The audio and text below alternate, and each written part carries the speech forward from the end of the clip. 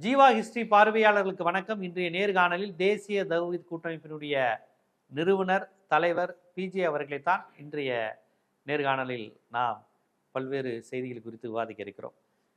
ஐயா, இன்னைக்கு முஸ்லிம்களை பற்றி ஒன்று சொல்வது இந்து மதத்தில் இருக்கிற மாதிரி ஜாதிகள் கிடையாது. எங்கள் இதில் பிறப்பின் அடிப்படையில் யாருக்கும் வேறுபாடு கிடையாது. இந்து மதத்தில் சாதி இருக்குது, மனு தர்மம் இருக்குது, நால்வர்ணம் இருக்குது, இந்த மாதிரிலாம் சொல்கிறாங்க. ஆனால் இஸ்லாத்தை பொறுத்தவரையும் எங்களுக்கு இறைவன், நாங்கள் இறைவனுடைய அடிமை, அவ்வளோதான், இறைவன் ஒருவனே அப்படிங்கிற ஒரு கான்செப்ட். இதுதான் இஸ்லாத்தை பற்றி எல்லாரும் சொல்கிறது.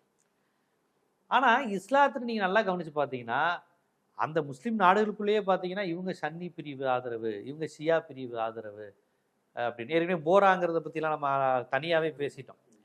சன்னி ஷியா அப்படிங்கிறத பலர் விமர்சனம் பண்ணும்போது, எப்பா நீ வேற, நம்மளாவது பரவாயில்ல, அவங்க மோதிக்கிட்டாங்கன்னா வேற மாதிரி மோதிக்குவாங்க, ரத்த கலரியோட அடிச்சு வெடிகுண்டு போட்டுக்குவாங்க. இங்க நம்ம அப்படிலாம் கிடையாது. ஜாதி சண்டை, ஜாதி சண்டையோட மோசம் அந்த சன்னி பிரிய ஷியா சண்டை தான். அது சும்மா இங்க வந்துக்கிட்டு இந்து மதத்துல ஜாதி இருக்கு, எங்க மதத்துலலாம் ஒண்ணுமே இல்லைங்கிற மாதிரி அவங்க சொல்றாங்க. இந்த பெரியாரிஸ்டுகள்லாம் இஸ்லாத்தில் சாதி கிடையாது, கடவுள் நம்பிக்கையில் எங்களுக்கு மாறுபட்டா இருந்தாலும் சகோதரத்துவ மதம்லாம் சொல்லிக்கிறாங்க அந்த பெரியாரிஸ்ட், இந்த கம்யூனிஸ்ட்லாம். நீங்க போய் பாருங்க, அவன் தனி, சன்னி தனி, ஷியா தனின்னு அவன் அடிச்சு உருண்டுகிட்டு இருக்கிறான். ஒவ்வொருத்தரும் கொலை வெறியில இருக்கிறானுங்க. ஆனால் நீங்கள் ஜாதி இல்லைன்னு சொல்லிக்கிட்டு இருக்கீங்க, பிரிவுகள் இல்லை, வேற்றத்தாழ்வு இல்லை, இஸ்லாம் என்பது ஒன்று தான், ஒரே கடவுள் தான் சொல்கிறாங்கங்கிறாங்க. இந்த விமர்சனத்தை எப்படி பார்க்குறீங்க? சன்னி யார், ஷியா யார்? இது இஸ்லாத்தின் பிரிவுகளா, இஸ்லாத்தில் இருக்கக்கூடிய ஜாதிகளா, அதன் அடிப்படையில் தான் திருமண உறவு வச்சுக்கணும்னு இருக்கா? அதை எப்படி பார்க்குறது? அதாவது முதல்ல ஜாதின்னா என்னங்கிறத நம்ம விளங்கிட்டோம்னா இதுக்கு தீர்வு கிடைச்சிடும். ஜாதிங்கிறது பிறப்பின் அடிப்படையில் தான் ஜாதியே வரும். ஒருத்தர் தேர்ந்தெடுத்து ஜாதியாக முடியாது. வழங்குதா? ஐயருக்கு பிறந்தா தான் ஐயராக முடியும், நாடாருக்கு பிறந்தா தான் நாடாராக முடியும். அது பிறப்பில் ஒட்டிக்கிட்டே வரும் அப்படிம்பாங்க. ஒருத்தர் விரும்பிய ஜாதிக்கு மாறிக்கொள்ள இயலாது. இதுதான் ஜாதிங்கிறது. அதுபோக பிறப்புனால ஒருத்தன் வசந்தம், ஒருத்தர் தாழ்ந்தவன் என்பது கூடுதலாக அதில் சேர்ந்து கொண்ட தீமை. பிறப்பில் வர்றதுங்கிறது ஒன்று. அதை கூட நிறுத்திக்கிட்டால் கூட தப்பு கிடையாது. பிறப்பு குளம் கோத்திரம்னு இருக்கத்தானே செய்யும், அது தப்பு இல்லை. இதில் பிறந்ததுனால நான் வசத்தி, இதில் பிறந்ததுனால நீ மட்டோன்னு சொல்கிறாங்கல்ல, அந்த ஒரு வகையில் தான் இந்த ஜாதிங்கிறத நம்ம விமர்சிக்கிறோம். ஆனால் இந்த இஸ்லாத்து பேரில் சில பிரிவுகள் இருக்காங்கங்கிறதுல அதெல்லாம் இந்த பிறப்பின் அடிப்படையில் வரல. ஷியா சன்னிங்கிறது பிறப்பின் அடிப்படையில் இல்லையா? அவங்க ஏற்றுக்கொண்ட ஒரு கொள்கை அடிப்படையில். இவர் நினைச்சார்னா ஷியா சன்னியா மாறலாம், சன்னியா இருக்கிறவர் ஷியாவை மாறிக்கலாம். இப்போ இந்த கொள்கை பிடிச்சிருக்க ஒரு என்ன கொள்கை ரெண்டாவது நான் சொல்கிறேன். ஒரு ஷியாவாக இருக்கிற ஒரு ஆள், நான் இன்னையிலேருந்து எனக்கு சன்னி கொள்கை தான் பிடிச்சிருக்குது அப்படின்றாருன்னா அவர்கிட்ட மாறிக்கலாம். நீ அது சன்னியில் பிறக்கலைன்னு சொல்ல மாட்டாங்க. சன்னியாக இருக்கிற ஒரு ஆள் இல்லை நாங்கள் ஷியா தான் எனக்கு பிடிச்சிருக்குது அப்படின்னா மாறிக்கிடுவார். அப்போ இது ஒரு கருத்து வேறுபாடு உள்ள ஒரு மேற்று தானே தவிர பிறப்பில் ஒட்டிக்கிட்டு வரவே இல்லை. ஷியாங்கிறது சன்னிங்கிறது மனிதன் தேர்வு செய்யக்கூடியது. பிறப்பிலையும் வருவாங்க, பிறப்பில் அது சன்னிக்கு பிறந்தவன் சன்னியாக தான் இருப்பான், அது இயல்பில் வரக்கூடியது. ஆனால் விரும்பினால் மாற முடியும், இதில் விரும்பினால் மாற முடியாது. ஜாதிங்கிற விஷயத்தில் அப்படி மாதிரினா தீண்டாமல் ஒளிஞ்சிருவேன். எல்லா தலித்தும் ஐயராயிருவாங்களா? இருக்கிற தலித்தெல்லாம் ஐயராகி விட்டாங்கன்னா ஜாதியை போயிருமே, ஆக முடியாது. நீ பிறந்தி ஐயருக்கு பிறந்தியான்னு கேட்டுருவாங்க. அப்போ இஸ்லாத்தில் இருக்கிற அந்த சன்னி ஷியாங்கிற பிரிவு இருக்கிற நிஜம். ஆனால் அது என்ன இல்லை, ஜாதியோடு அதை நம்ம கம்பேர் பண்ணக்கூடாது, ஃபஸ்ட் விஷயம். ரெண்டாவது, இந்த ஷையா சன்னிங்கிறதுடைய பேசிக் என்னன்னு கேட்டால், இஸ்லாமிய அடிப்படை கொள்கையில் முரண்பட்டு அதனால் இந்த ரெண்டு பிரிவாக கூட அவங்க ஆகலை. அது அரசியல் ரீதியாகத்தான் அது ஷியாங்கிறது உண்டான. எதில் உண்டாகுதுன்னா அரசியல் காரணத்துக்காக உண்டான ஒரு பார்ட்டி தான் ஷியாங்கிற பார்ட்டி. நபிகள் நாயகத்துக்கு பிறகுதான் உண்டாகுது. அப்போ நபிகள் நாயகம் காலத்தில் சன்னியும் கிடையாது, ஷியாவும் கிடையாது, அது ஒன்றுமே கிடையாது. ஒரு எல்லாம் முஸ்லீம் தான். அப்போ அவர் பிறந்து ஒரு 20-30 ஆண்டுகளில் வருது. அதுக்கு பிறகு வருது. அது எப்படி வருதுன்னு கேட்டால், இப்போ நபிகள் நாயகம் அந்த வரலாறுலேருந்து வந்தால் தான் இந்த ஷியாங்கிறது இது இஸ்லாமிய மதத்தோட தொடர்புடையது இல்லை. இப்போ ஷியாங்கிறாங்கல்ல, அவங்களுக்கு இதே குரான் தான். ஷியாங்கிறவங்களும் அந்த ப்ராஃபெட் முகமதை தான் ஏற்றுக்குருவாங்க, ஷியாங்கிறவங்களும் அதெல்லாம் ஏற்றுக்குருவாங்க. அப்போ சன்னிக்கு அதே தான். சன்னிக்கு ஒரு குரானு, அவங்களுக்கு ஒரு குரானுங்கிறது கிடையாது. அவங்களுக்கு ஒரு ப்ராஃபெட்டு, இவங்களுக்கு ஒரு ப்ராஃபெட்டுங்கிறது கிடையாது. அவங்க மக்காவுக்கு நாங்கள் ஹஜ்ஜிக்கு சன்னி போகிற மாதிரி தான் ஷியாவும் வருவான். ஹஜ்ஜி கடமைக்கு மக்காவுக்கு தான் வரணும், சவுதியில் இருக்கு நான் வரமாட்டேன் அப்படின்னு சொல்ல மாட்டாங்க. மத ரீதியான விஷயங்களில் அது உருவானது கிடையாது. எதில் உருவாகுதுன்னு கேட்டால், அது உருவாகிறது தெரிஞ்சு கொள்வதாக இருந்தால் நபிகள் நாயகத்துக்கு பிறகு உள்ள சில வருடங்களுடைய அந்த ஆட்சி முறைகளை ஆட்சி அரசியல் நடவடிக்கைகளை தெரிஞ்சுக்கிட்டா இந்த ஷியா எந்த இடத்துல உருவானாங்க அப்படின்னு தெரிஞ்சிடும். அப்போ நபிகள் நாயகம் வந்து இறந்த உடனே 632 அவங்க இறக்குறாங்க. கிபி கணக்கில் நான் சொல்கிறேன், நாங்கள் ஹிஜ்ரியில் பேசிக்கிறோம், அது பொதுமக்களுக்கு விளங்காது. கிபி 632 நபிகள் நாயகம் வந்து மரணிக்கிறாங்க. மரணித்த உடனே அடுத்து யார் ஆட்சிக்கு வருவது அப்படின்ற ஒரு பிரச்சனை, ஒரு பெரிய சாம்ராஜ்யம்ல. நபிகள் நாயகம் மரணிக்கும் போது இந்தியா போன்ற ஒரு நிலப்பரப்புக்கு அதிபராக இருக்கிறாரு, மக்கள் தொகைக்கு இல்லை. இந்தியாவில் Saudi Arabia Saudi Arabia Saudi Arabia இல்லை, Saudi Arabia, Iraq, Iran, Syria வரைக்கும் அவ்வளோக்கு பெரிய நிலப்பரப்பு வரைக்கும் இஸ்லாம் பரவிருச்சு. அவ்வளோ பெரிய சாம்ராஜ்யத்துக்கு அவங்க ஒரு அதிபராக இருந்து மரணிக்கிறாங்க. அதிபராக இருந்து மரணித்தாங்கன்னா அடுத்த ஒரு அதிபர் வரணும். இந்த அதிபர் முறை வருவதற்கு நபிகள் நாயகம் யாரையும் நியமிக்கலை. எனக்கு பிறகு இவர் ஆட்சிக்கு வருவார்னு சொல்லியிருந்தா பஞ்சாயத்து இல்லாமல் அது ஈஸியாக வந்திருப்பாங்க. இப்போ நபிகள் நாயகம் என்ன செய்கிறாங்கன்னா ஒன்றுமே சொல்லாமல், அது இன்னும் சொல்லப்போனால் திடீர்னு மரணிக்கலவங்க, நோய்வாய்ப்பட்டு அறிவிக்கிற வாய்ப்பெலாம் இருந்துச்சு, நினச்சா சொல்லியிருக்கலாம். உடம்பு சரியில்லாமல் ஒருத்தர் இருந்தாருன்னா சொல்ல வேண்டியலாம் சொல்லிடுவார்ல. அப்படி தான் நோய்வாய் 5-6 நாள் நோய்வாய்ப்பட்டு கிடந்து தான் அவங்க மரணித்தாங்க. அப்போ விரும்பி இருந்தார்கள்னா எனக்கு அடுத்து இவர் தான் வரணும் அப்படின்னு ஒரு வார்த்தை சொல்லியிருந்தாங்கன்னா அந்த ஒருத்தருமே கிழிச்ச கூட தாண்ட மாட்டாங்க. எனக்கு அதிபர் என்பதை விட இறை தூதர்னவரை நம்புறதுனால அந்த இடத்துக்கு வச்சிடக்கூடாதுன்னு பயந்துருப்பாங்க. அதனால யாரும் அதிபரா நினைச்சா பரவாயில்ல, அடுத்த இறை தூதர் நினைச்சிடக்கூடாது, அதனால எதுவும் சொல்லாமல் போயிட்டாங்க. அப்போ என்ன ஆகுதுன்னா மக்கள்லாம் கூடி என்ன செய்கிறாங்கன்னு கேட்டால் தேர்ந்தெடுக்கிற ஒரு விஷயம் வருகிறது. தேர்ந்தெடுக்கக்கூடிய வருடத்தில் இவங்க வந்து அபூபக்கர் தான் நபிகள் நாயகத்துக்கு நெருங்கிய தோழராக இருந்தார். ஆனால் முதல்ல இஸ்லாத்தை ஏற்றுக்கொண்ட 5-6 மாமனார். ஆனால் முதல்ல இஸ்லாத்தை ஏற்றுக்கொண்ட 5-6 பேரில் அவர் ஒரு ஆள். மக்காவில் நபிகள் சொல்லி மக்காவில் இருந்த நேரத்தில் இஸ்லாத்தை சொல்கிற நேரத்தில் அவர் ஏற்றுக்கொண்டது மட்டும் இல்லாமல் எந்த ஒரு முக்கியமான ஒரு கட்டத்திலையும் அவரோடு தான் பயணிப்பாங்க. இந்த ஹிஜ்ரத்துன்னு பயணித்து வந்தாங்கல்ல, அவரோட தான் வந்தாங்க. எதாக இருந்தாலும் நான் அபூபக்கரும் போனோம், நான் அபூபக்கர் வந்தோம் அப்படின்ற மாதிரியெல்லாம் அபூபக்கரை தனக்கு அடுத்தவர் மாதிரி காட்டிட்டு போனாங்க. சொல்லலையே தவிர நபிகள் நாயகத்துக்கு அடுத்து அவர் தான் அப்படின்னு மக்கள் புரிந்து கொள்கிற அளவுக்கு. ஒரு சில உடல்நிலை சரியில்லாமல் இருக்கும் பொழுது தொழுகை நடத்தணும்ல, அபூபக்கரை தொழுகை சொல்லுங்கன்றாங்க. இவங்களுக்கு பள்ளியாசலுக்கு போக முடியாது. இந்த மாதிரி அவருக்கு உடம்பு சரியில்லாம இருக்காரு, அபூபக்கர் சொல்றாருன்னு மனசுல பதிஞ்சிரும். அப்போ இது ஒரு நபிகள் நாயகத்துக்கு அடுத்து அபூபக்கர் தாங்கிற ஒரு கருத்து மக்கள்கிட்ட இருந்ததுனால உள்ளூர்வாசிகள் எங்களுக்கு வேணும்னு சொல்லி மதீனாவில் உள்ளவங்க கேட்டாங்க. இதெல்லாம் இந்த நபிகள் நாயகத்தை விரும்பலை, அவங்க விருப்பப்படி செய்யுங்கன்ற உடனே கருத்து வேறுபாடு இல்லாமல் அபூபக்கர் வந்து ஆட்சிக்கு வந்துடுறார். வந்தால் 2 வருஷம் தான் ஆட்சியில் இருந்தார். அவர் மொத்தம் இயற்கையாக மரணிச்சிட்டார். 632 வர்றாரு, 634 அவர் இறந்துடுறார். அப்போ ஒரு சமுதாயம் தான். அப்போ நபிகள்லாம் இறந்தது ஒரு சமுதாயம் தான். ஆனால் இந்த நேரத்தில் எல்லாரும் அவரை ஜனாதிபதினு ஏற்றுக்கிறாங்க. யார்? அபூபக்கரை. நபிகள் நாயகத்துடைய மருமகன் அலிங்கிறவர் இருக்கார் இல்லையா, கடைசி மகளை கட்டினவர், அவர் வந்து என்ன செய்கிறாருன்னு கேட்டால் நான் ஏற்றுக்கிற மாட்டேன்னு பையத்துன்னு உறுதிமொழி கொடுப்பாங்க. போய் இஸ்லாத்தில் ஒரு ஜனாதிபதி ஏற்றுக்கிட்டோம்னு சொன்னால் நாங்கள் உங்களுக்கு கட்டுப்பட்டு நடக்கிறோம், நீங்கள் தான் எங்களுக்கு தலைவர்னு சொல்லி உறுதிமொழி கொடுக்கணும்னு ஒன்று இருக்குது மார்க்கத்தில். அந்த காலத்து முறை பிரகாரம் இந்த ஓட்டு போடுறதுக்கு பதிலாக என்ன செய்வாங்கன்னா உறுதி நேரப்படி சந்தித்து உங்களை நான் ஏற்றுக்கிறேன்னு சொல்லுவாங்க. இந்த உறுதிமொழி இவர் மாத்திரம் உறுதிமொழி கொடுக்கல.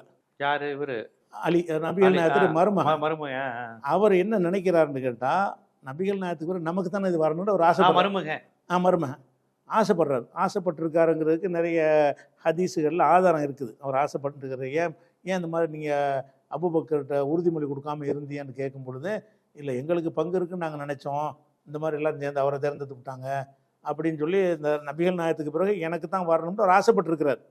ஆசைப்பட்டாலும் மக்கள் அவரை ஏற்றுக்கிறல, இவர் இடத்துல யாரையும் வச்சு பார்க்கல. அதுக்கப்புறம் என்ன செய்கிறாருன்னா அவர் இறந்த பிறகு அவர் மரணிக்கிற நேரத்தில் என்ன செய்கிறாருன்னு கேட்டால் எனக்கு அடுத்தது உமர் வரணும்னு நியமிக்கிறார். அவர் அபூபக்கருக்கு 2 வருஷத்தில் இறந்துறாருல, இறந்ததுக்கு பிறகு அடுத்த ஆட்சியாளர் வந்து மக்கள் தேர்வு செய்கிற மாதிரி விடலை. அவர் நியமனம் பண்ணுறார். எனக்கு அப்புறம் நீங்கள் அபூபக்கர் உமர் சொல்ல கேட்டு நடங்கள். இருக்கிற மக்களாட்சியெலாம் கிடையாது, மக்களை ஏற்றுக்கிறாங்க. அது அவர் சொன்ன உடனே அப்படியே கட்டுப்படுறாங்க. மக்கள் என்ன செய்கிறாங்கன்னா உமரை வந்து தலைவராக ஏற்றுக்கிறாங்க. அவர் வந்து 634 வந்து 610 வருஷ காலம் ஆட்சி பண்ணுறாரு. அந்த ஆட்சி தான் உலக சிறந்த ஆட்சியெல்லாம் காந்தியே பாராட்டுற அளவுக்கு ஒரு சிஸ்டம் அப்படி அற்புதமான ஆட்சி பண்ணார்னு வைங்களேன். 634 644 வரைக்கும் அவர் ஆட்சி பண்ணுறார். ஆட்சி பண்ணிகிட்டு இருக்கும் பொழுது அப்பவும் வந்துக்கிட்டு 2 குரூப்லாம் இல்லை, ஒரே சமுதாயம் தான் ஆளுங்கதா. அப்போ இவர் தான் ஆட்சியாளர். இவருக்கு கீழே அலி உட்பட எல்லாரும் இவருக்கு கீழே தான் இருக்கிறாங்க. இவர் வந்து தலைநகரத்தில் வச்சு கொல்லப்படுறார். ஓ, யாரால்? யாரால்னு சொன்னால் ஒரு ஆயுதம் முஸ்லீம் அல்லாத ஒரு ஆள் ஆயுதம் தயாரிக்கிற கொள்ளர் வேலை பார்க்குற ஒருத்தர் என்ன செய்கிறான்னு கேட்டால் தொழுகை நடத்திக்கிட்டு இருக்கிறாரு பள்ளியாசலில். வரிசையை கடந்துக்கிட்டு வந்து தொழுதுகிட்டு இருக்கும்போது முதுகில் கத்தியால் குத்தி தொழுதுகிட்டு இருக்கும்போதே கொண்டுறாங்க. தொழுதுகிட்டு இருக்கும்போது தான் கொல்லப்படுறாருன்னு வைங்களேன். அப்புறம் அவரை பிடிச்சிடுறாங்க, தொழுகையை முடிச்சுட்டு போய் பிடிச்சிடுறாங்க. ஆளை பிடிச்சோன்னு என்ன செய்வார்னா, என்னை கொன்றது யார், முஸ்லீம் அல்லாதவனான்னு கேட்பார். முஸ்லீம் அல்லாதான், இறைவன் ஒரு முஸ்லீமின் மூலமாக எனக்கு இறைவன் மரணத்தை ஏற்படுத்தலை, அல்லாவுக்கு எல்லா புகழும்னு என்ன செய்வார், என்னை ஒரு முஸ்லீம் யாரும் நீ வறுக்கலையில், அது எனக்கு போதும், அவன் தானே கொண்டிருக்கிறான் அப்படின்னு சொல்லிட்டு ஒரு 3-4 நாள் அந்த குற்றுயிரும் குலையுருமாக இருந்து அவர் மரணிக்கிறார். அவர் மரணிக்கிற அந்த 4-5 நாள் உடம்பு அந்த காயத்தோடு இருந்தார்ல, அப்போ என்ன செய்கிறாருன்னா, தனக்கு அடுத்து யார் ஆட்சிக்கு வர்றதுங்கிறதுக்கு அவர்கிட்ட வந்து சொல்கிறாங்க, யாரை நியமிச்சுட்டு போங்க அப்படின்னு கேட்பாங்க. அவர் என்ன செய்வார்னா, நியமிக்கிறதுக்கு சரிதான், அபூபக்கர் நியமிச்சிருக்காரு, என்னைய நியமிக்காமல் போனாலும் நபிகள் யாரை நியமிக்கல, அதுவும் சரிதான். நான் ரெண்டுக்குமே முன்னுதாரணம் இருக்குது. நான் நியமிக்கவும் செய்யலாம், நியமிக்காமல் இருக்கலாம். ஆனால் நான் வந்து எனக்கு அடுத்து ஒரு ஆளை சொல்கிற அளவுக்கு நான் வந்து பரிந்துரை செய்ய தயாராக இல்லை. ஒரு 6 பேரை நான் சொல்கிறேன், இந்த 6 பேரும் கூடி அவங்களில் யாராவது தேர்ந்தெடுத்தாங்கன்னா அதை நீங்கள் எல்லாரும் ஒத்துக்கிறங்கிறாரு. அந்த 6 போப்பாண்டவர் தேர்ந்தெடுக்க ஒரு குழு போடுற மாதிரி. இந்த 6 பேர் யாருன்னு கேட்டால், துவக்க காலத்தில் இஸ்லாத்துக்கு வந்த 10 பேர்னு இருக்கிறாங்க. அந்த 10ல் மிச்சமாக இருந்து 6 பேர், 4 பேர் இறந்துட்டாங்க இவரையும் சேர்த்து. அந்த 10 பேர் முக்கியமான ஒரு 10 பிரமுகர்களாக இருந்தாங்க நபிகள் காலத்திலேயே. அதில் மிஞ்சி இருந்தவங்க 6 பேர். நபி காலத்தில் மிகச்சிறந்த 10 பேர்னு அறிவிக்கப்பட்ட 10 பேரில் மிச்சமாக இருந்த மொத்தம் 7 பேர் இருந்தாங்க. 7ல் வந்து இவருடைய மைத்துனர் ஒரு ஆள், அவரை கழிச்சு விட்டார் உமர். என் மைத்துனர் வந்துட வேணாம், அப்புறமோ மைத்துனரை கொடுத்துட்டாரு நாளைக்கு சொல்லிடுவீங்க அப்படின்னு சொல்லி மைத்துனரை கழிச்சு விட்டுட்டு மீதி 6 பேரை வச்சு இந்த 6 பேருமா கூடி நீங்கள் யாரை தேர்ந்தெடுக்கிறீங்களோ அவங்கள ஜனாதிபதியாக மக்கள் நீங்கள் தேர்ந்தெடுக்கிறீங்க, இந்த 6 பேர்ட்டு நான் பொறுப்பை ஒப்படைக்கிறேன் அப்படின்னு சொல்லிட்டு அவர் இறந்துடுறாரு. அதுக்கு அவர் இறந்த உடனே 6 பேரும் கூடி ஆலோசனை செய்து, நீ வரையா நான் வரையன், நான் மாட்டேன் நீ மாட்டேன் ஆசைப்படவும் செஞ்சாங்க, வேணான்னு சொன்னவங்களும் இருந்தாங்க. கடைசியாக என்ன வருதுன்னு கேட்டால், உஸ்மான்கிறவரை தேர்ந்தெடுக்கிறாங்க. இந்த 6 பேரும் சேர்ந்து அப்துல் ரஹ்மான்கிறவர்கிட்ட பொறுப்பு ஒப்படைக்கிறாங்க. அவர் என்ன செய்கிறாருன்னா, அந்த உஸ்மானும் நபிகள் நாயகத்தின் மருமகன், 3வது கலீஃபா வந்து நபிகள் நாயகத்தின் மருமகன். அவர் உஸ்மான் வந்து அடுத்த கலீஃபாவாக தேர்ந்தெடுக்கப்படுறாரு 644. இவங்க இந்த 6 பேர் சேர்ந்து இவரை சூஸ் பண்ணுறாங்க. மக்கள்லாம் வந்து உறுதிமொழி கொடுத்து தேர்ந்தெடுத்துக்கிறாங்க. இவர் வந்து 644 656 வரைக்கும் 12 வருஷம் இவருடைய ஆட்சி இருக்கிறது. இவருடைய ஆட்சியிலையும் உமர் ஆட்சியிலையும் இஸ்லாமிய சாம்ராஜ்யம் பிரம்மாண்டமாக விரிவடைஞ்சிருச்சு. பாரசீகம் ஆப்பிரிக்கா வரைக்கும் என்னஞ்சிருச்சு, விரிவடைஞ்சு போன அளவுக்கு பெரும் நபிகள் நாயகம் இருந்ததை விட பல மடங்கு பெருசாக்குனதில் இவருக்கு முக்கியத்துவ பங்கு இருக்கு, உஸ்மானுக்கும் உமருக்கும். அப்போ உஸ்மான் வந்து 656 ஆட்சிக்கு வர்றாருல, அப்படி வரக்கூடிய நேரத்தில் அவருடைய தலைநகரத்தில் வைத்து உஸ்மான் கொல்லப்படுறார். அவரும் கொல்லப்படுறார். அவர் ஜனாதிபதியாக இருக்கும் பொழுதே கொல்லப்படுறார். சவுதி தான் அவரும், சவுதியில் மதீனா, நபிகள் நாயகம் மதீனா, அதாவது இஸ்லாமிய தலைநகரம் தான், நபியுடைய ஊர், நபிகள் அடக்கம் செய்யப்பட்டு நபி ஆட்சி பண்ண ஊர் தான் அது.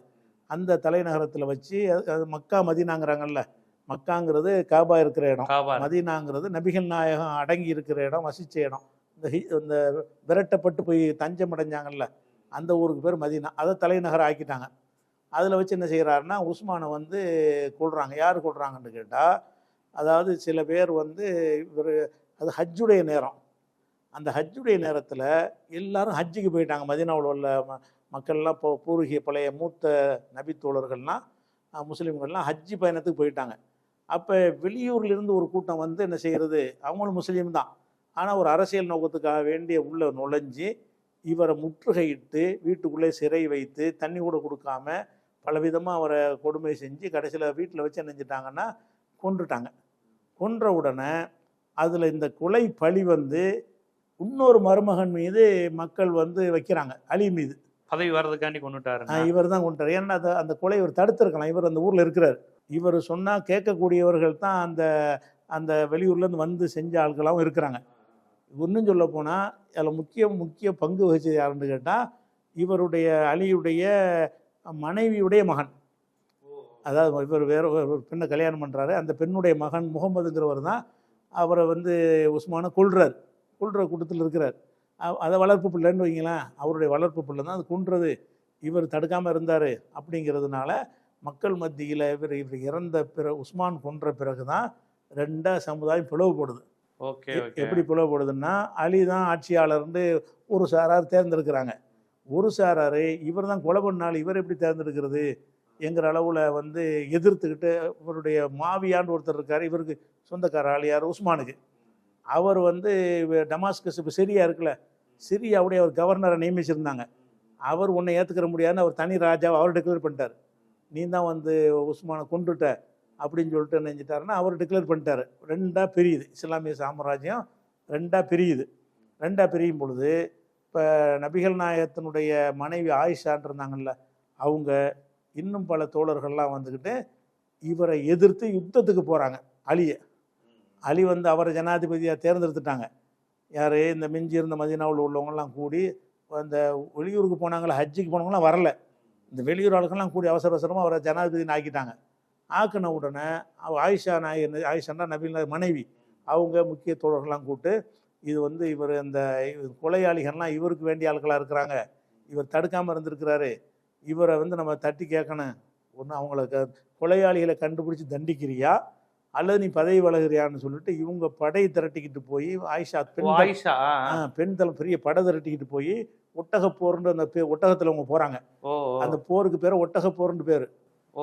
அந்த ஒட்டகப்போரில் போய் 10,000 பேர் வரைக்கும் இறந்துருக்காங்க. அதில் பெரும் கூட்டத்தோடு அவங்க போகிறாங்க. எதுக்காக வேண்டினா அலியை எதிர்த்து போகிறாங்க. எதனால எதிர்க்கிறாங்கன்னு கேட்டால், இந்த உஸ்மான் படுகொலையில் இவருக்கு சம்பந்தம் இருக்குது, தடுக்கவும் இல்லை. அதுக்கு பிறகு என்ன செய்கிறாருன்னா, அந்த கொலையில் இருந்தாங்கல்ல அவங்களையெல்லாம் வந்து பதவிக்கு நியமிக்கிறார்.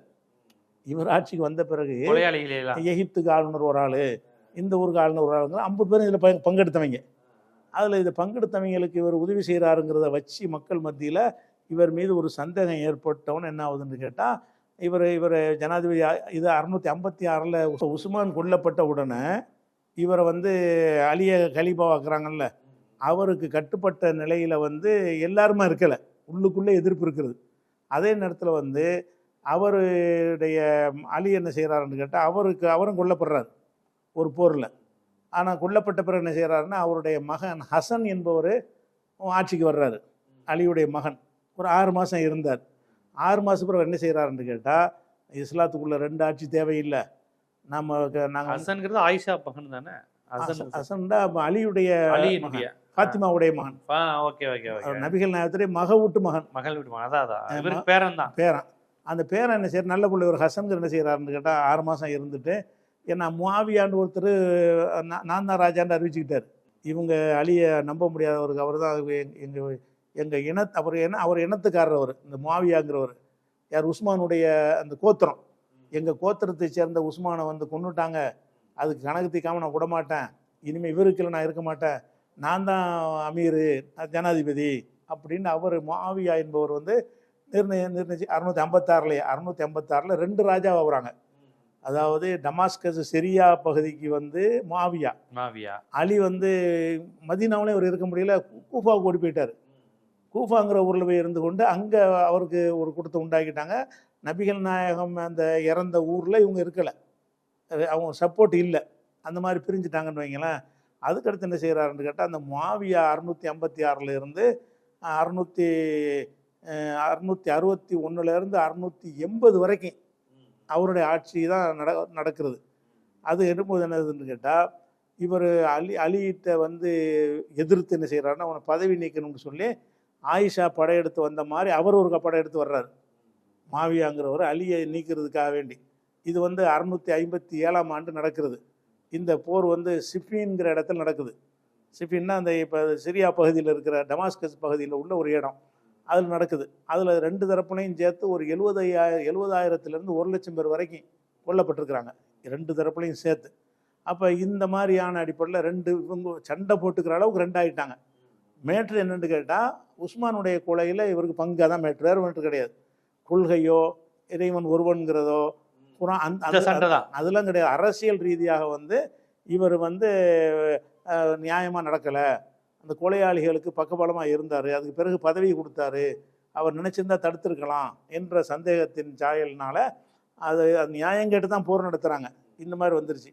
அப்போ என்ன செய்கிறாங்கன்னு கேட்டால், இப்போ அலியின் கைவசம் இருந்தது என்னன்னு கேட்டால், அரேபிய தீபகற்பம், மக்கா, மதீனா, ஈராக்கு, கூஃபா, இவ்வளவு தான் அலிகையில் இருக்கிறது.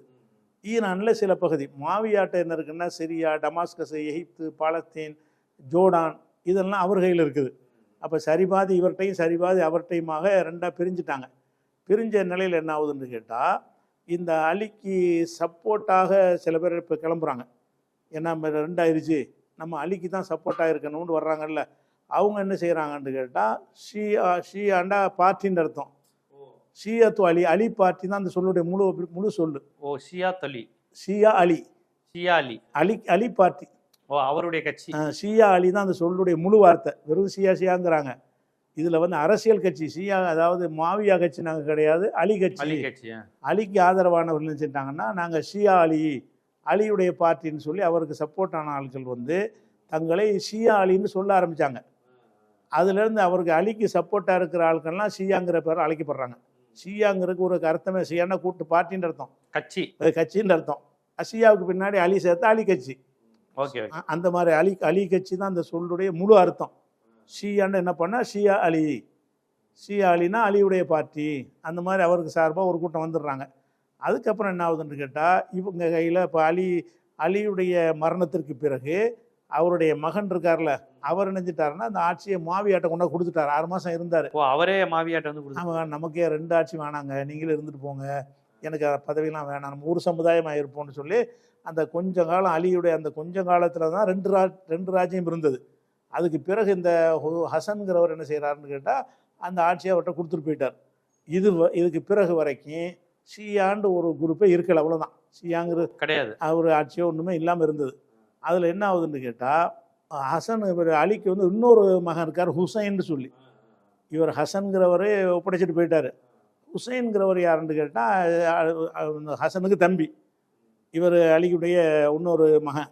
அவர் என்ன பண்ணுறாருன்னு கேட்டால், நமக்கு தான் ஆட்சி வரணும், நம்ம ஆட்சியை கைப்பற்றுவோம், என் தகப்பனார் அண்ணன் விட்டு கொடுத்துட்டாரு, எனக்கு தான் ஆட்சி வரணும், எல்லாரும் எனக்கு என்னோட பங்கு எடுத்து வாங்க, நம்ம படையெடுத்து போய் என்ன செய்வோம். அந்த மாவியா இறந்து போய் அவருடைய மகனும் ஆட்சிக்கு வந்துட்டார். மாவியா வந்து அவருடைய மகனை நியமிச்சுட்டு போயிட்டார். அந்த கட்டத்தில் இவர் என்ன செய்கிறாருன்னு கேட்டால், நம்ம அவரை யசீத் அவர் பேர், அவரை அகற்றி விட்டு நம்ம என் கையில் ஆட்சி வரணும், எனக்கு சப்போர்ட்டாக வாங்கன்னு சொல்லி என்ன செய்கிறாருன்னா, நபியின் பேரருங்கிற வகையில் மக்களையெல்லாம் அவரை கூப்பிட்டு டிக்ளேர் பண்ணி, கர்பலாங்கிற இடத்துல நாங்கள் சந்திக்கிறோம், எல்லோரும் வாங்கன்னு சொல்லி அவர் அழைக்கிறார். ஆனால் இந்த மக்களில் வெறும் 72 பேர் தான் இவருக்கு பின்னாடி போனாங்க.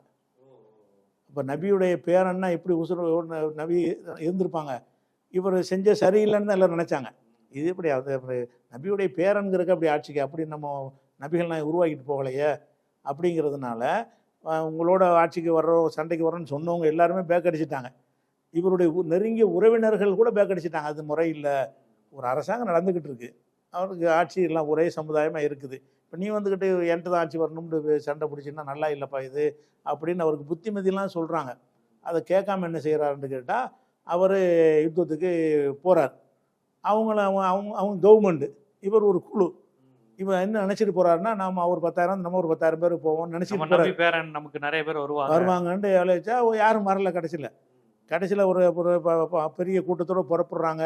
கொஞ்சம் தூரம் 10 கிலோமீட்டர் போனோன்னா அதில் காவாசியை காணாம், இன்னும் கொஞ்சம் காணாம்.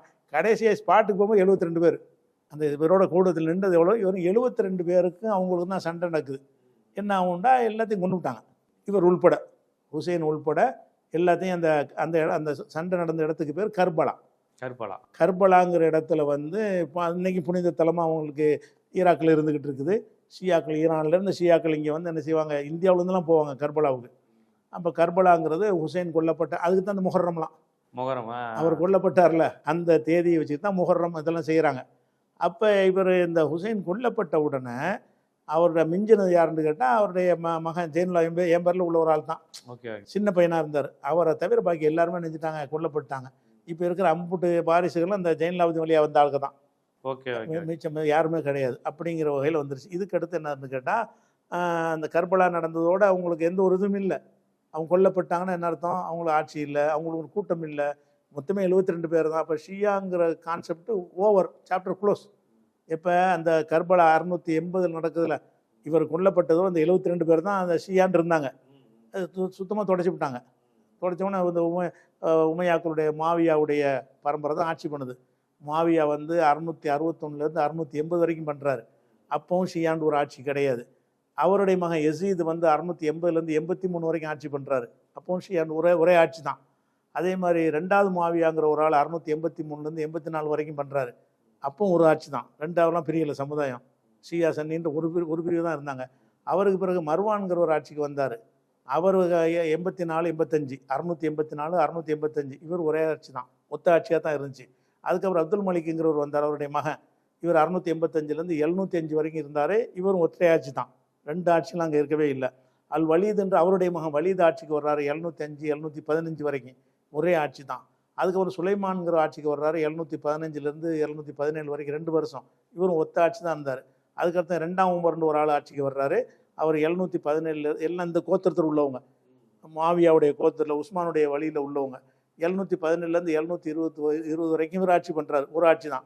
அதுக்கடுத்து 2வது யசீதுன்னு ஒரு ஆள் ஆட்சி பண்ணுறாரு 720 724 வரைக்கும், ஒரே ஆட்சி தான். ஹிஷாம்ன்றதுக்கடுத்து ஆட்சிக்கு வர்றாரு, வலீத் ஆட்சிக்கு வர்றாரு, யசீது வர்றாரு, இப்ராஹிம் வர்றாரு, மர்வான் வர்றாரு. 750 வரைக்கும். இப்படி 750 வரைக்கும் ஷியாங்கிற டாபிக் இருக்கல. சொல்ல வர்றேன், எதுக்கு இதெல்லாம் சொல்ல வர்றேன்னு கேட்டால், கிபி 772 பேர் கர்பலாவில் போனாங்கல்ல, அதை காலி பண்ணிட்டான்ல, அலின்னு பேச ஆளை இல்லாமல் ஆக்கிட்டாங்க. ஆளை இல்லாமல் ஆக்கிட்டு இந்த குரூப் தான் ஆட்சி பண்ணுது 750 வரைக்கும். அப்போ கிபி 750 வரைக்கும் எந்த ஒரு உலகத்தின் எந்த ஒரு பகுதியிலையும் ஷியா என்ற ஒரு குரூப் இருக்கவில்லை, ஷியாண்டு ஒரு ஆட்சியும் இருக்கவில்லை. இதான் ஒரு விஷயம். அதுக்கடுத்து என்ன செய்கிறாங்கன்னு 750க்கு அப்புறம் அப்பாசியாக்கள்னு ஆட்சிக்கு வர்றாங்க. அப்பாசியாக்கள்னு அது ஒரு இனம். இந்த மாவியாவுடைய உமையாவுடைய ஆட்சி முடிஞ்சு அப்பாசியாக்கள் வர்றாங்க. அப்பாசியாக்களுடைய ஆட்சி வந்து 750 இருந்து 1200. அவங்களும் ஷியா கிடையாது. அதாவது அவங்க ஆட்சிக்கு வந்து எப்போ செய்கிறாங்கன்னா 750 இருந்து 1258 வரைக்கும் பண்ணுறாங்க. அவங்க ஆன்டி ஷியா, ஷியாங்கிற அந்த சிந்தனைக்கு எதிரான ஆட்கள் தான் என்ன செய்கிறாங்க, அவங்க ஆட்சிக்கு வர்றாங்க. அப்போ ஷியா ஆட்சி எப்போ ஏற்படுதுன்னு கேட்டால், அதாவது 909 தான். அதை 909 தான் ஃபாத்திமியாக்கள், ஃபாத்திமா வழி தோன்றல்னு அந்த அடிப்படையில் ஃபாத்திமியாக்கள்ங்கிறவங்க ஆட்சிக்கு வர்றாங்க. இவங்க தான் ஷியாக்காரங்க. இவங்க என்ன செய்கிறாங்கன்னா, துனிஷியாங்கிற பகுதியில் ஒரு பகுதி பிடிச்சிக்கிட்டு எங்கள் ஆட்சின்னு சொல்கிறாங்க.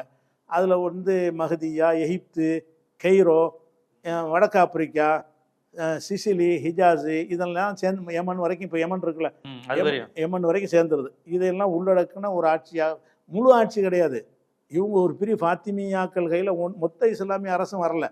இந்த ஃபாத்திமியாக்கள் என்ன செய்கிறாங்கன்னா, அலிக்கு சப்போர்ட்டான ஆட்கள்னு சொல்லி இவங்க வந்து ஆட்சியை பிடிக்கிறாங்க. ஒரு 10-12 ஊர்கள் தான் முக்கியமான ஊர்கள். அதாவது மக்கா மதீனா வரைக்கும், Mecca Medina, Yemen, Sicily, Syria, Egypt, வடக்கு ஆப்பிரிக்கா, துனிசியா, இதெல்லாம் கெய்ரோ எல்லாமே இவங்களுடைய ஆட்சியில் வந்துடுது.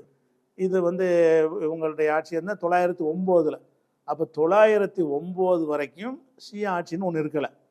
909 தான் வருது இந்த மாதிரி ஆட்சி. நம்ம அலியுடைய சப்போர்ட்டில் நம்ம இருக்கணும். அப்போ இவங்க ஆட்சிக்கு வந்து என்ன செய்கிறாங்கன்னு கேட்டால், அலியை பற்றி கொஞ்சம் பில்டப்புகளை போட ஆரம்பிக்கிறாங்க. நபிகள் நாயகத்துக்கு அடுத்தவர் அலி, அபூபக்கர் ஏமாற்றி ஆட்சியை பிடிச்சிக்கிட்டாரு, அதுக்கு அபூபக்கர் உமர் துணையாக நின்றாரு, அவங்கெல்லாம் முஸ்லீமே கிடையாது, அவங்கெல்லாம் காஃபிர் அவங்கெல்லாம் அப்படின்ற அளவுக்கு அலியை புகழ்கிறவங்கிற பேரில் அபூபக்கர், உமர், உஸ்மான் இவங்களையெல்லாம் வந்து திட்டுவாங்க. காஃபிருங்க முஸ்லீமே இல்லைங்கிற அளவுக்கு என்ன செய்வாங்க, திட்டிட்டு இருப்பாங்க. அப்படி சொல்லி அலியை புகழ ஆரம்பித்து என்ன செய்வாங்கன்னு கேட்டால், அலிக்கு வந்து இறைத்தன்மை உள்ளதுங்கிற அளவுக்கெல்லாம் சொல்லக்கூடிய எக்ஸ்ட்ரீம் கூட்டம் உண்டாயிடுச்சு. அனைவரும் இல்லை, அதில் ஒரு பிரிவு வந்து அலி தான் அல்லா தான் அலி அப்படிங்கிற. இன்னும் சொல்ல போனால் எந்த அளவுக்குலாம் சொல்ல ஆரம்பித்தாங்கன்னா, அல்லாஹ் வந்து முகமது நபியை தூதராக்கிறதுக்கு ஜிப்ரீல்ங்கிற வானவர் அனுப்புகிறான். ஆமாம். அவர் வரும்போது என்ன செஞ்சார்னா, அவர் அலிட்டு தான் அனுப்பி விட்டானா. இவங்க கதை, அவர் சின்ன பையனாக இருந்தாராம், அதனால இவர்கிட்ட கொடுத்துட்டு அந்த பையன் வயசு நபிகள் நாயகத்துக்கு முன்னாடியே இறைவனை இவரை தேர்ந்தெடுத்திருக்காருங்கிற மாதிரி அப்படிங்கிற மாதிரி கொண்டு போயிட்டாங்க. இவருக்கு தான் வந்துச்சு அது. சின்ன பிள்ளையா இருந்ததுனால அவர்கிட்ட கொடுத்துட்டு அவர் பருவம் அடைஞ்சவொன்னே நீ ஒப்படைச்சிட்டுன்னு போனாங்க, முகமது ஒப்படைக்காம விட்டாருங்கிறாங்க. அப்படி அங்கே அதுலேயே கை வைக்கிற அளவுக்குலாம் இருக்கிறாங்க ஷியாவுடைய எஸ்டிமான ஆளுங்க. அப்போ முழுக்க இஸ்லாத்துக்கு எதிரானதான் ஷியா, எதிரானது தான். அதனால வந்து இந்த கருத்தெல்லாம் வந்து ஆட்சிக்காகத்தான் அலிக்கு பார்ட்டின்னு உண்டானது. அலிக்கு ஒரு கொள்கை, உஸ்மானுக்கு ஒரு கொள்கை இருக்கலை. அலிக்கு ஒரு கொள்கை, மாவியாவுக்கு ஒரு கொள்கை இருக்கலை. அலிக்கு ஒரு கொள்கை, ஆயிஷாவுக்கு ஒரு கொள்கை எதுவும் கிடையாது. அதிகார போட்டி தான். நான் ஆட்சிக்கு நான் வர்றேன், நீ வர்றதா. கடைசி அடிப்படை என்ன, ஷியாவுடைய அடிப்படை என்னன்னு கேட்டால், நபிகள் நாயத்துக்கு பிறகு ஆளுவது நபியின் வம்சம் தான் ஆளணும், அவரோட ரத்தம் தான் ஆளணும். இப்போ வரைக்கும் இந்த இப்பெல்லாம் நபி வம்சம்னு சொல்லிக்கிடுவாங்க. இப்போ இருக்கார்ல இப்போ இருக்க ஷியாக்கள் கமீனி, இந்த இப்போ இருக்கார்ல கொமீனி, அவருக்கு நபி வம்சமா இல்லையான்னு தெரியாது. அவங்க நம்பிக்கை பிரகாரம் நபியின் வம்சத்தில் வந்தவர். அடுத்த ஆயத்துள்ளான்னு ஒருத்தர் வருவதா இருந்தா அது அப்படி அதே இதுலதான் நபியுடைய வம்சம் தான் ஆளணும். நபிகள் நாயத்துடைய வம்சம் தான் ஆளுவது. ஒரு கோத்திர மாதிரி வச்சு அதை வச்சிருக்காங்க. அதாவது ஒரு லிஸ்ட் போட்டு அது தேர்ந்தெடுத்து வச்சிருப்பாங்க. அப்போ நபியின் வம்சத்தில் இல்லாத ஒருத்தர் வந்து இந்த பொறுப்பு வரவே முடியாது. அந்த ஆட்சின்னு அவங்களுக்கு தான் இருக்கணும் அப்படின்னு சொல்லிட்டு அந்த ஷியாவுடைய அடிப்படையான கொள்கை தான். நபிக்கு பிறகு நபியின் குடும்பம் மட்டும் ஆளணுங்கிற ஒரு கொள்கை தான் வந்துச்சு. தவிர அந்த வகையில் இவங்க பல பகுதியில் வந்தாங்க. இப்போ ஈரான் அந்த மாதிரி என்ன செய்யுது, இந்த சலாஹுதீன் அய்யூபி கொஞ்சம் வந்து நினைஞ்சார், இவங்களெல்லாம் முறியடிச்சார். ஷியாக்கள் சில பகுதியில் இருந்தாங்கல்ல, இந்த ஃபாத்திமியாக்கள்லாம் முறியடித்து மறுபடியும் ஒரே இதாக மாற்றினார். இந்த ஃபாத்திமியாக்கள் ஆட்சியெல்லாம் சலாஹுதீன் அய்யூபின்னு சொல்லுவாங்கல்ல, இந்த பாலஸ்தீன் இதெல்லாம் மீட்டார், கிறிஸ்துவருடனும் யுத்தம் செஞ்சார், அவர் பெரிய மாவீரர்னு போட்டுருவாங்க. அவர் என்ன செய்கிறாருன்னு கேட்டால், அந்த ஃபாத்திமியாக்கள்லாம் ஒழிச்சுக்கிட்டு என்னடா ஃபாத்திமியாக ஆட்சி அலி ஆட்சிங்கிறீங்கன்னு சொல்லிட்டு பழையபடி ஒரே ஆட்சியாக கொண்டு வந்தார் அவர். அந்த மாதிரி அங்கங்கே ஒரு சில இடங்களில் உண்டானுச்சே தவிர ஷியாக்களுடைய ஆட்சின்றது பெரிய அளவுலலாம் இருக்கலை. அதுக்கப்புறம் அந்த 1501 தான் இந்த ஈரான் பகுதியில் வந்து ஷியாக்கள் ஆட்சின்னு வருது. இன்னைக்கு வரைக்கும் ஓடிட்டு இருக்கு. 1501 தான் அவங்க வர்றாங்க. இவங்களுக்கு மாற்றானவங்க சன்னி. அப்படி ஷியா அல்லாதவர்கள் சன்னி, அவ்வளவுதான். சன்னி, அவ்வளவுதான். சன்னிக்கு என்ன அர்த்தம்? சன்னின்னா நபி வழி நடப்பவர்கள். சுன்னத்திலிருந்து உள்ளது. சுன்னத்துனா நபி வழி. ஆமா. சன்னினா நபியின் வழி நடப்பவர்கள். இவர்கள் நபியின் ரத்தம், அவங்க நபி வழி நடப்பவர்கள். நபி வழி நடக்கணும், நீ நபியுடைய ரத்தத்துல இருக்கிறது முக்கியம் கிடையாது அப்படின்னு சொல்லக்கூடியவங்க சன்னிங்கிறவங்க. சன்னில வந்து எல்லாரும் சன்னில வந்துருவாங்க. வஹாபி, எல்லாரும் ஷியா. அதை நீ சொல்றபடி ஷியா இல்லாதவங்க, ஷியா இல்லாத அப்படி பார்த்தா தமிழ்நாட்டில் இருக்கவங்க எல்லாம் சன்னி தான். எல்லாருமே சன்னி தான். எல்லாரும் அவங்க என்ன குறிப்பா இருந்தாலும் மார்க்கத்தை பின்பற்றவே சன்னி தான். அது பரம்பரைக்கு தான் ஆட்சின்னு சொல்றவங்க ஷியா.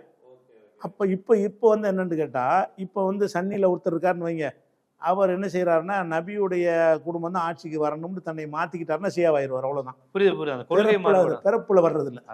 அப்போ பிறப்பால் இல்லாமல் நபியின் குடும்பம் தான் ஆளணும் என்பதை இன்னைக்கு வரைக்கும் கடைப்பிடிச்சி கொள்கையை கடைப்பிடிக்கிறாங்க. இன்னைக்கு வரைக்கும் நபியுடைய ஃபேமிலி தான் அந்த ஆட்சியை பிடிக்கணுங்கிறதுல ரொம்ப உறுதிப்பாடோடு இருக்கிறவங்க ஷியாக்கள். அவங்களா இருந்தாலும் சரி, ஏமனில் ஹூதிகளாக இருந்தாலும் சரி, ஹிஸ்புல்லாவாக இருந்தாலும், அரபு நாடுகளும் அந்த கொள்கையுடைய தான் ஷியா தான். இல்லை, அந்த இவங்க மட்டும்தான். அதாவது ஷியா யாருன்னு கேட்டால், ஏமனில் இருக்கிற ஒரு பகுதியினர்கள், அவங்க ஹூதிகள்னு சொல்லுவாங்க. அவங்க எக்ஸ்ட்ரீம் ஷியா இல்லை, அவங்க வந்து ஓரளவு சன்னிக்கு நெருக்கமாக வருவாங்க. ஆட்சி மட்டும் அவருக்கு வந்ததுக்கு முன்னே நல்லா இருந்திருக்குங்க, இருந்தாலும் நம்ம இமாம் இதெல்லாம் ஏற்றுக்கிற கூடாதுன்ற அளவுக்கு உள்ளவங்க ஹூதிகள். தாக்கிட்டு இருக்காங்களா ஹூதிகள்னு, அந்த அவங்க ஷியா தான். அந்த ஹமாஸ் சன்னி. ஹவுதிகளும் ஹிஸ்புல்லா மட்டும் ஷியா. அவங்க ஈரான் தான் உங்களுக்கு எல்லா பேக்ரவுண்ட்ல இருந்து சப்போர்ட் பண்றாங்க. ஆனா ஈரான் ஷியாங்கிற வேற குரூப்பு, ஹவுதிங்கிற வேற குரூப்பு, ஹிஸ்புல்லாங்கிற வேற குரூப்பு. ஒரே ஷியா கிடையாது. அவங்களுக்குள்ள சில உட்பிரிவுகள் இருக்கு. ஒரு 12 இமாமு 5 இமாமு அப்படின்னு சொல்லி அந்த மாதிரி சில விஷயங்கள்ல வித்தியாசப்படுவாங்க.